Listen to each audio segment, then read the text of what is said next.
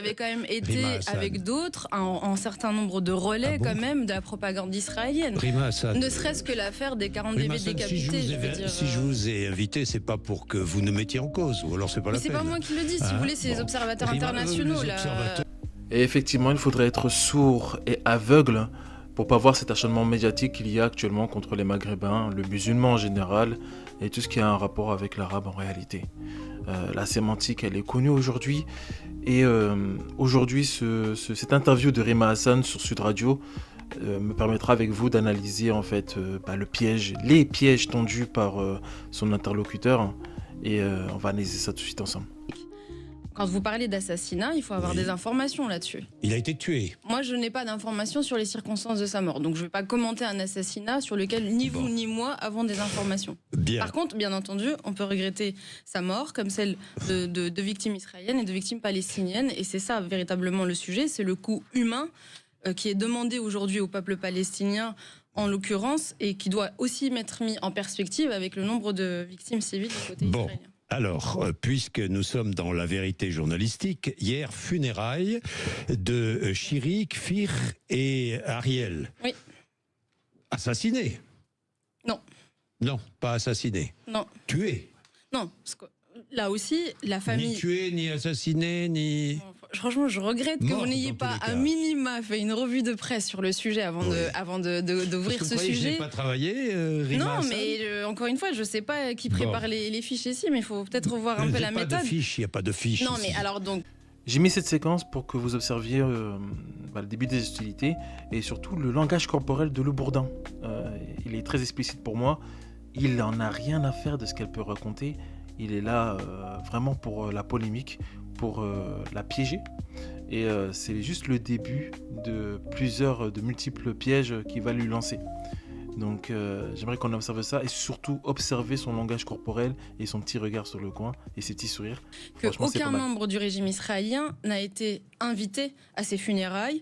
Et ce qui est plutôt, Décision de la famille. ce qu'il faut relayer, et c'est notre responsabilité à toutes et à tous, c'est plutôt la voix des familles des otages et non pas celle du régime Bon. israélien. Or, j'observe aujourd'hui, notamment en France, que c'est essentiellement la voix du régime israélien et la propagande du régime israélien qui est relayée et non pas la voix des familles des Ici, otages. vous n'êtes pas dans une officine de propagande du régime israélien, Rima Hassan. Non, mais Je regardais simplement les conclusions de l'Institut. excusez-moi, Jean-Jacques Bourdin, avec tout le Non, mais respect que j'ai laissez-moi pour parler. vous, vous avez quand même été Rima Hassan. avec d'autres un certain nombre de relais Ah bon quand même de la propagande israélienne. Rima Hassan. Ne serait-ce que l'affaire des 40 Rima bébés Hassan, décapités, je veux dire. si je vous ai invité, c'est pas pour que vous nous mettiez en cause, ou alors c'est pas Mais la c'est peine. pas moi qui le dis, si vous voulez, c'est les Bon. observateurs Rima, internationaux. les là. observateurs, je ne sais pas quels observateurs. Francesca Albanese, qui est je ne vais rapporteur pas spécial des rentrer dans Nations ce Unies. débat. Non, mais il y a une responsabilité. Laisse- Heureusement pour nous, auditeurs et téléspectateurs, il n'est pas tombé sur le couteau le moins aiguisé du tiroir, hein, et elle le met face à effectivement leur passé, leurs antécédents. Et là, on voit Le Bourdin assez mal, il cherche un petit peu d'oxygène, il cherche un peu d'aide de son regard. Et franchement, j'ai mis cette séquence-là juste parce que ça m'a fait plaisir. Médiatique, L'Institut on peut pas médico-légal l'écarter. national d'Israël confirme que les enfants Bibas ont été tués à main nue. Après, comment? Je ne sais pas, mais tués à main nue. Et Moi, j'ai je une me- question simple à vous Moi, poser, je me fie Rima à la Hassan. voix de la famille J'ai- Bibas, plus Bon, que au mais régime moi, j'ai israélien. une question simple à vous poser. Les enfants Bibas, Oui. parlons des enfants Bibas, seraient-ils morts s'ils n'avaient pas été enlevés et séparés de leurs parents? Bien sûr Est-ce que qu'ils non. seraient morts? Mais bien sûr que non, mais de la Bon. même manière Alors, que Qui de la même est manière. responsable? Mais alors, attendez, de la même manière que les 18 000 enfants palestiniens ne seraient pas morts si on n'avait pas un régime Mais- d'occupation, de colonisation imposé par le régime Là, je ne vous israélien. parle pas des 18 000 enfants palestiniens. Évidemment, Bah, il tout le faudrait- monde déplore. Mais évidemment, Faudrait, tout c'est le un peu monde- la raison de ma Mais présence. non, mais Rima Hassan, évidemment que tout le monde déplore leur mort. Je vous pose simplement une question.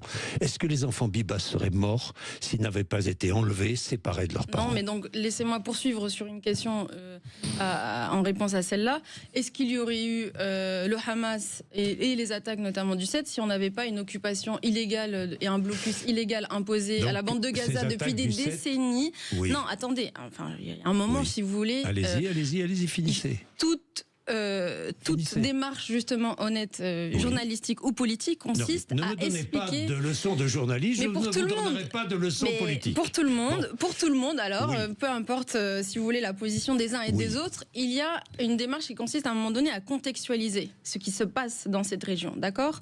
Donc, le développement du Hamas, la responsabilité, vous parliez de responsabilité, la responsabilité du développement du Hamas, c'est quand même très important de rappeler que ça faisait pleinement partie de la stratégie de Netanyahou et que vous avez Smotrich, qui est un ministre israélien, qui dit à la télé israélienne que le Hamas est un atout et que l'autorité palestinienne qui a embrassé la voie diplomatique et renoncé à la lutte armée est un fardeau.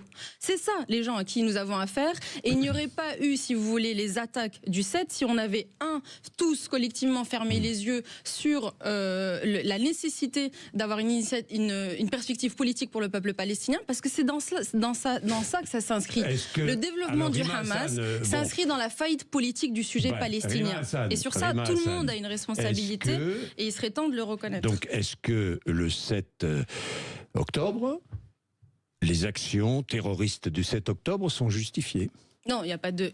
Dans une explication, il n'y a pas de justification. Ne jouez pas sur les mots. C'est pas à moi que vous allez. Je ne joue pas sur les mots, je vous pose la question. C'est pas à moi que vous allez la faire. Donc, une explication n'est pas une justification. Non, mais je vous pose la question, oui ou non ? Ben, j'ai répondu. Une explication n'est pas une justification. Bon. Donc maintenant, il faut respecter les démarches qui consistent à recontextualiser et à expliquer ce qui s'est passé politiquement dans cette région depuis des décennies, et notamment la faillite politique de l'autorité palestinienne, la poursuite de la politique coloniale, la poursuite de la politique d'occupation et un blocus illégal qui a été imposé à la bande de Gaza avec, si vous voulez, un acquiescement total des autorités israéliennes sur le développement du Hamas. Alors, première tentative de mettre Rima Hassan dans une position délicate, de la faire dire, ça justifie en fait les massacres du 7 octobre, ce qu'elle n'a absolument pas dit. Elle est en train d'expliquer un contexte, un contexte, une problématique qui va plus loin que juste le Hamas.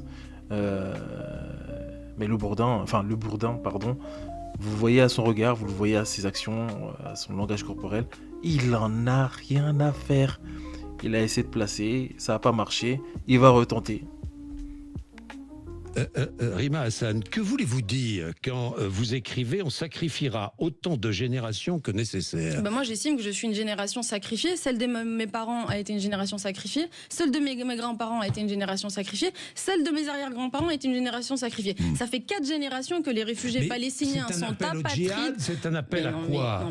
Mais je rêve ou quoi ? Moi, je suis pas venue pour ça. Hein. Vous avez insisté 15 fois pour que je vienne à votre micro. Je suis pas venue pour polémiquer sur des fantasmes que vous avez sur les voix pro-palestiniennes. Non, mais que les choses soient bien claires. Non, mais attendez, vous n'allez pas accoler la question du djihad, de l'islamisme ou de je ne sais quoi d'autre à partir du moment où vous avez une arabe qui s'exprime sur le sujet. Donc à un moment donné, mais oui, mais c'est ce procès qui est fait, mais ce procès de suspicion qui est fait, et j'en profite là maintenant pour lui dire, mais oui, qu'est-ce que vous voulez dire par là ? Mais ce procès de suspicion qui est fait, on est très honnête, il est fait parce que je suis d'origine, que je m'appelle Rima Hassan. Parce maintenant, que vous êtes arabe, c'est la raison pour laquelle c'est ce que vous pensez ?